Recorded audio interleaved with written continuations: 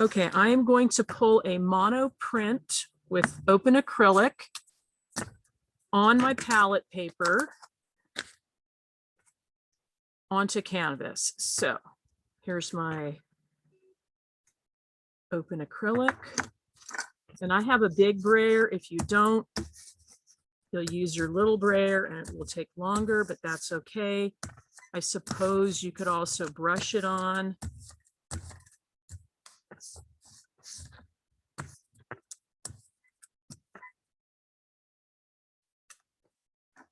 Okay, so now I take my skull that I've traced and I put it onto my palette paper with Open Acrylic. And I start tracing the lines.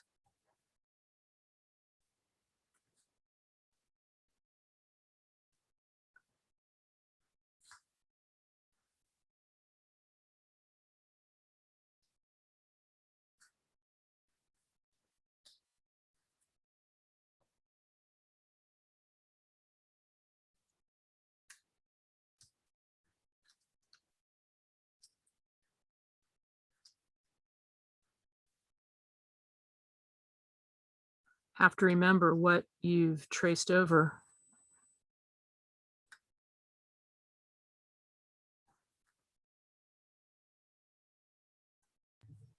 Laura, it's Tasha. Did you use a China mark for the first trace, or does it matter? No, I used a pencil, but Okay. you could, it could be in anything. It could be in Sharpie. I did it because I really want to see clearly what the lines are I need to trace.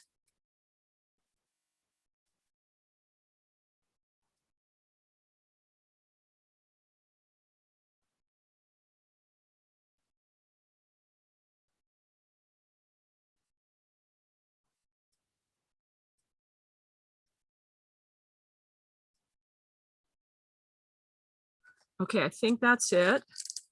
Now the magic moment.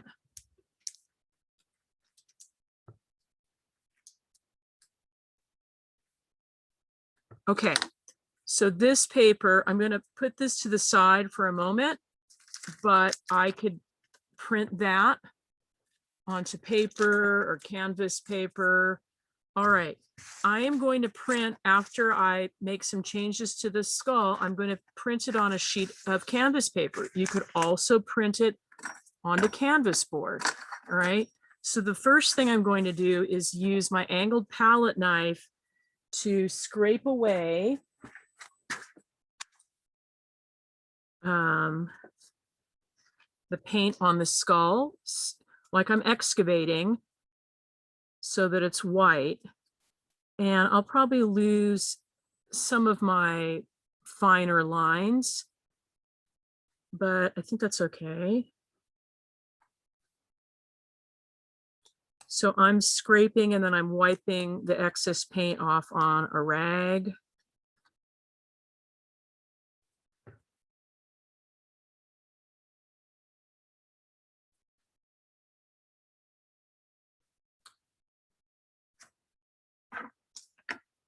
I have this little silicone scraping tool someone gave me that works well for the teeth, or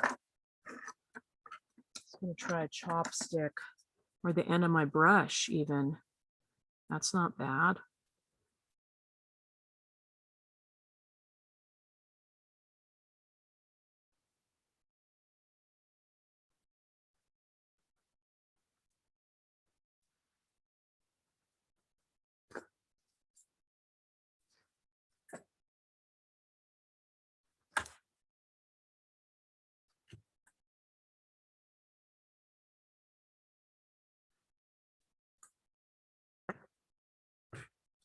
This is a little weird because from my perspective, I'm doing this upside down so that you can see it.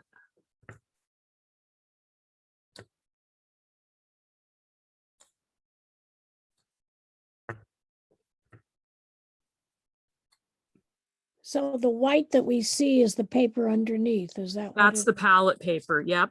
And because the palette paper it either has some sort of wax or plastic coating on it. The paint isn't being absorbed and it slides on the palette paper surface. It just slides on it, so I can, manipulate it. Okay.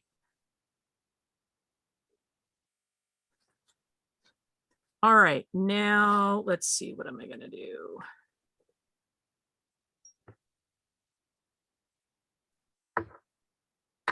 Okay, then I can take my dry brush.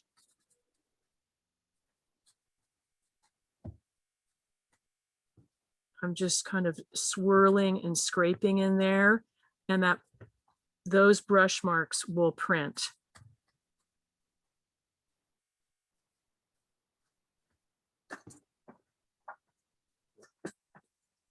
Add a little bit of water. I want those brush marks to show up more. You're still on the palette paper, right? Yep, still on the palette paper. Okay. Now, some of you might play with this. If you don't have the open acrylic, you could start with a base of one color. You could try adding other colors, but your paint needs to be wet enough that it will print, right?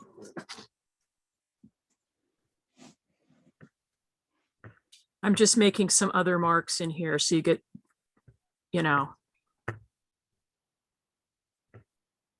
some different ideas of what you could do. Okay, now I've got my canvas paper.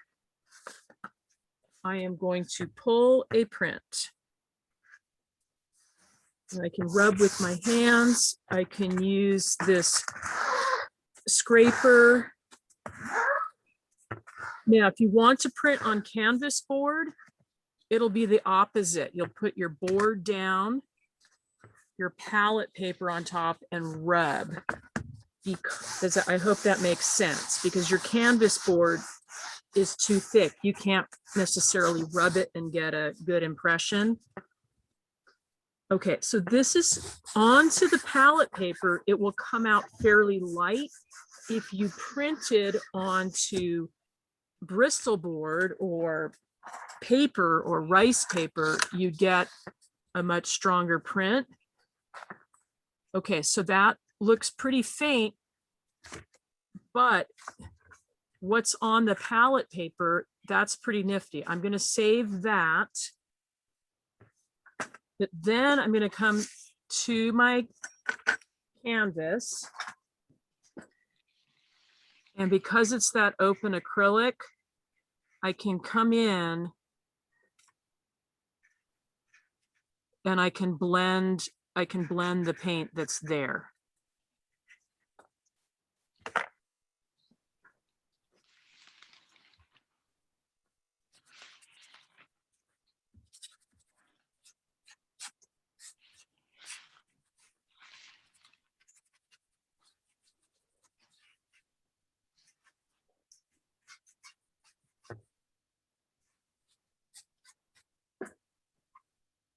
And I can also, if I wanted to,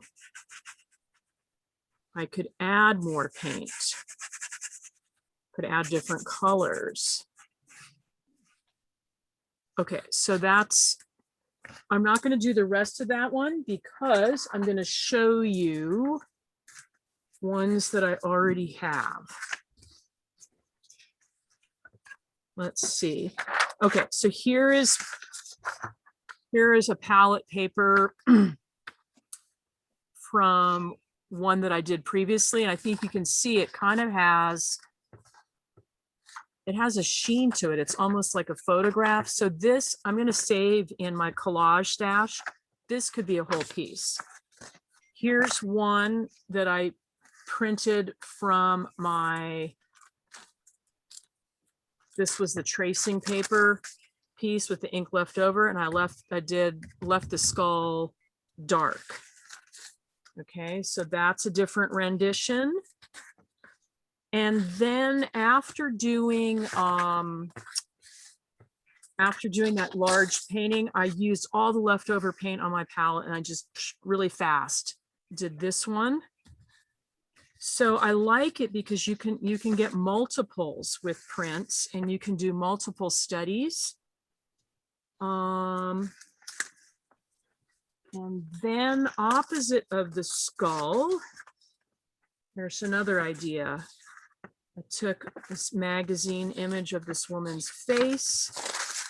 I did the trace and transfer paint method, and I got this, which feels very much like a Picasso. So